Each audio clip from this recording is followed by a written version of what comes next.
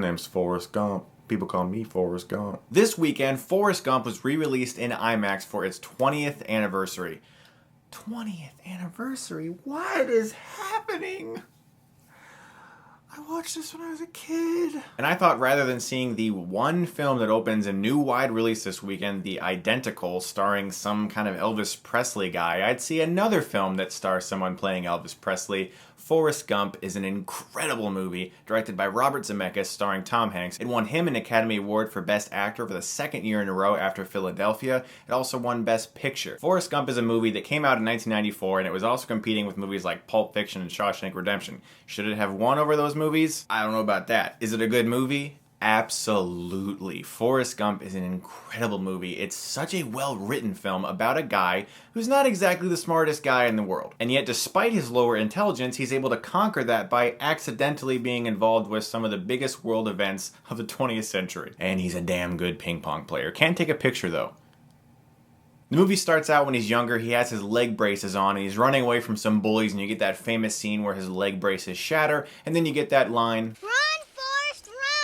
that everyone when I grew up said no matter what. Even if your name wasn't Forrest, I heard that line everywhere. If you were running and people happened to be watching you run, inevitably someone would shout that. It just happened all the time. But at the central story of this movie is his gigantic crush on Jenny, played by Robin Wright. He's known her since she was a little girl. She was his first real friend. And throughout the entire movie, he's constantly thinking about Jenny. I'm not a smart man, but I know what love is. What this movie does so beautifully is weave so many different time periods and events perfectly. Through narration, which is oftentimes frowned upon in movies, like, oh, narration, that's an easy way out of explaining stories. But I actually really like narration when it's done really well, like American Psycho or Forrest Gump. Now, if you've seen Tropic Thunder, you've seen Robert Downey Jr.'s speech. Yeah, Tom Hanks, Forrest Gump.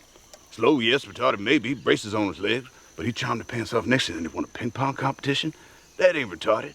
He was a goddamn war hero. Right. You know any retarded war heroes? Everybody knows you never go full retard. If Tom Hanks had just gone a little bit farther into that, this entire movie would have failed. But he had the perfect line of knowing exactly how far to go with his performance and not making himself out to be an idiot. And this movie really champions the idea of someone can make a difference no matter what their intelligence level is or what their social standing is. It doesn't matter any of that stuff. Whatever you want to do with your life, you can do it. And Forrest Gump really supports that idea because it has a character who doesn't even really approach life from the average human standpoint. Like, well, I gotta do this, I gotta do that with my life, I have to do this with my life. He just does things. He goes to the Vietnam War because someone hands him a flyer and suggests it. He starts running for years because he just felt like it. I mean, all the things that he does in this movie that inspires a whole bunch of different people is simply because he felt like it.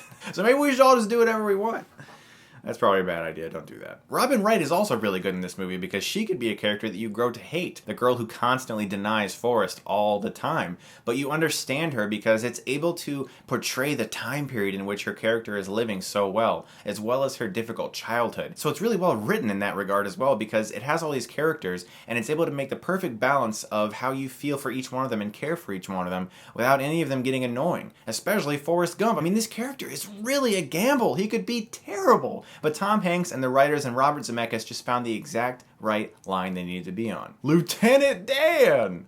Gary Sinise is awesome in this movie. Where has he been? He's been on that CSI New York show, I guess, for a while, but I mean, come on, man. Come back to the movies. You're awesome. But what Forrest Gump does so well is make a perfect blend of humor, drama, emotion, like really hardcore emotion. Like, this movie does make you cry at a few parts, and it's because you're with this guy throughout his whole life, and you're able to see a life that is filled with humor, that just so happened to experience all of America's most important events over the past few years, and it's all done seamlessly, blended with really impressive CGI, which is not something this movie gets enough credit for. This movie was actually fairly revolutionary with a lot of different CGI techniques. Forrest Gump is a fantastic movie. If you guys have an IMAX theater near you, definitely go check it out because it is being re-released right now. I'm going to give Forrest Gump an A+.